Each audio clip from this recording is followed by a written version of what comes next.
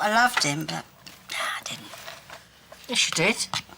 I was flattered, swept off me feet, but nah, it wasn't love. Couldn't sleep last night, thinking about you and him. What me and Frank did was wrong, very wrong. Oh, I'm not talking about you and him having sex together. I'm talking about you persuading me to marry him in the first place.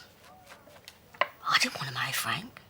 Phil and Grant didn't want me to marry Frank. Even Frank didn't want me to marry Frank, but you got in there and stirred it all up. You made it happen. It wasn't like that. Yeah, you had us dancing to your tune. No. But what was in it for you, though? That's what I can't work out. Why did you want us to get married? Because you loved Frank and he loved you. He was walking out the church when I arrived. Well, you were so late getting there. He didn't want to marry me. Peggy, he thought you weren't going to turn up. The look in his eyes when I did, sheer panic. No. He was like a rat in a trap, and you put him in that trap. I wouldn't have turned up if it wasn't for you, but you made that wedding happen. Why?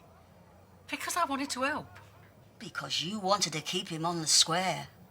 You did want to marry him. You wanted to keep him like a fly in your web until you were ready to pounce. No, you don't regret marrying him. Ah, the biggest regret of my life. Oh, come on, Peggy, you had some good times, you and him.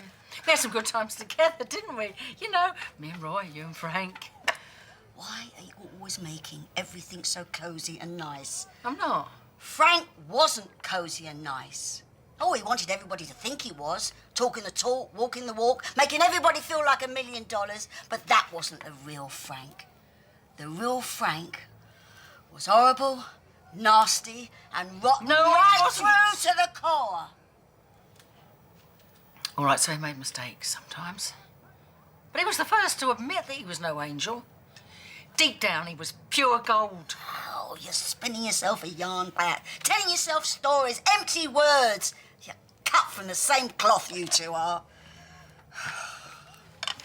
Start on the filling, shall I? You know, I can bear the thought of you and him in bed together. Not a pretty sight, but I can bear it.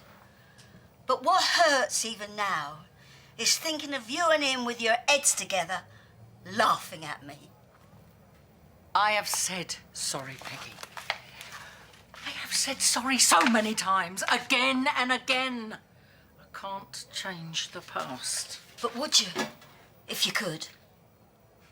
Why are you talking like this? Would you go back and make things different? Would you? No one can change things. But if you could, would you? What happened, happened. You have to accept it and move on. And that's a no, then. You're not sorry, Pat. You're not sorry one little bit.